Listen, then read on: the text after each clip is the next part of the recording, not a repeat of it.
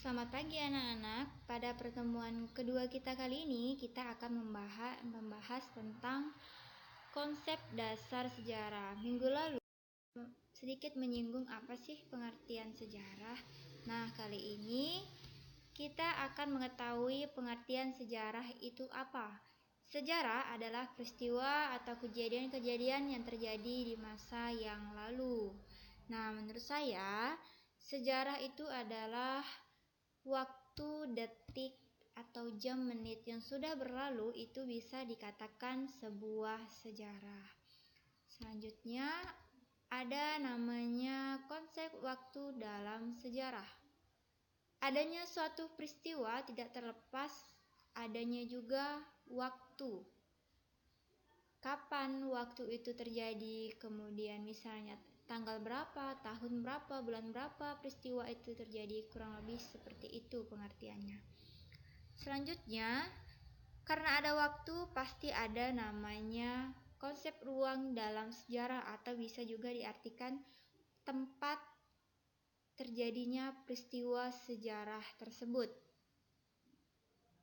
Nah, karena sudah ada tempat, selanjutnya harus ada yang namanya konsep manusia dalam sejarah.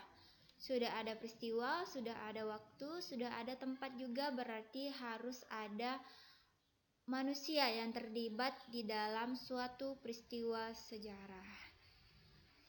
Selanjutnya, ada yang namanya pengertian ilmu sejarah. Nah, perbedaan pengertian sejarah dan pengertian ilmu sejarah sudah sangat terlihat jelas.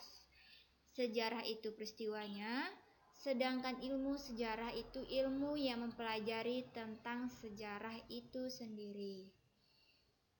Beranjak dari konsep masuk ke dalam konsep waktu dalam sejarah. Yang pertama ada konsep perkembangan dalam ilmu sejarah. Itu bisa sama diartikan sebagai suatu kejadian yang berturut-turut dalam masyarakat yang bergerak dari suatu bentuk sederhana ke bentuk yang lebih kompleks. Misalnya, perkembangan suatu kota berasal dari suatu desa. Desa semula dihuni oleh penduduk sangat terbatas.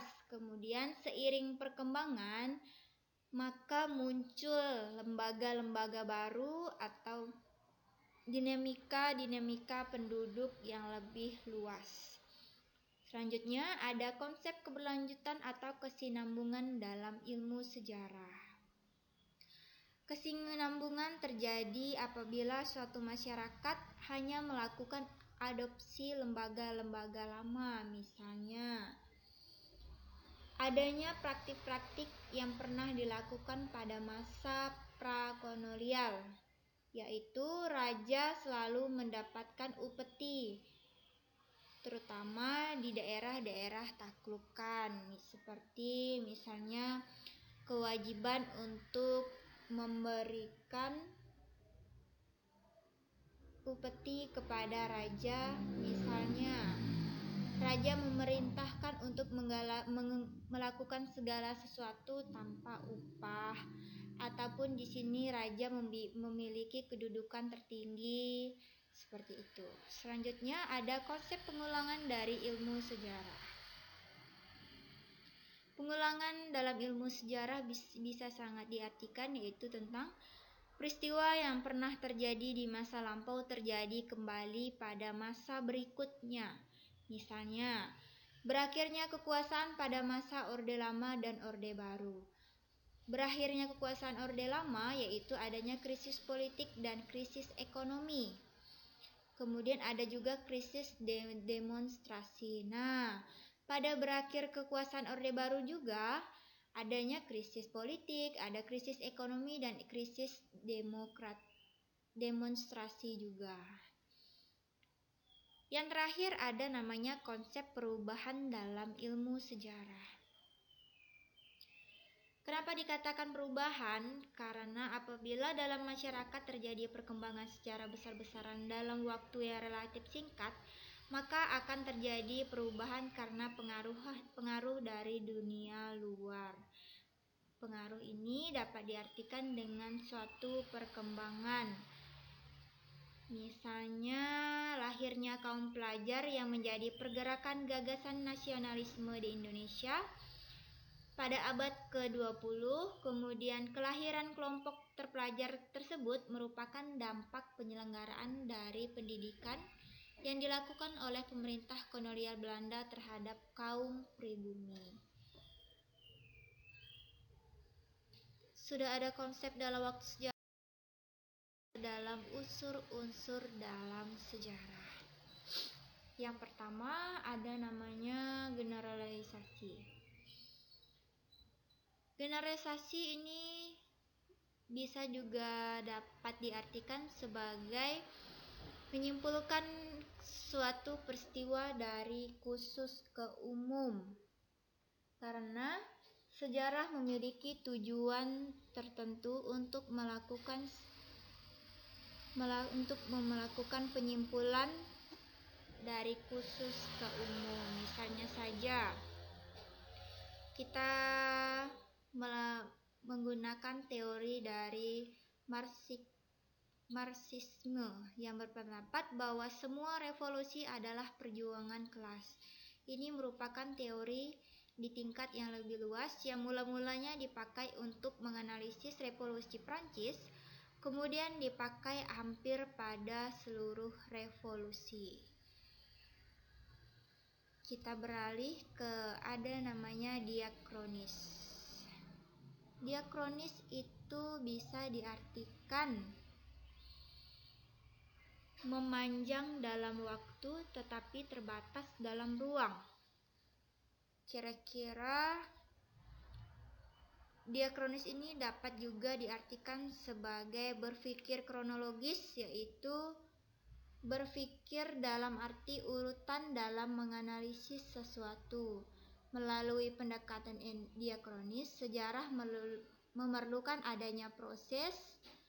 Kemudian sejarah akan membicarakan suatu peristiwa tertentu dalam waktu tempat tertentu. Misalnya, waktu terjadinya kapan sampai waktu berakhirnya itu kapan. Yang ketiga ada namanya sinkronis. Sinkronis adalah suatu peristiwa sejarah dalam waktu tertentu atau dibatasi oleh waktu. Misalnya,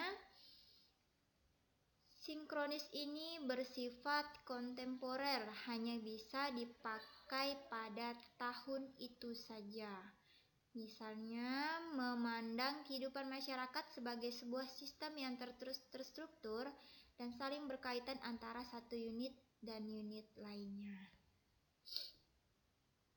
Selanjutnya yang keempat itu ada namanya periodisasi.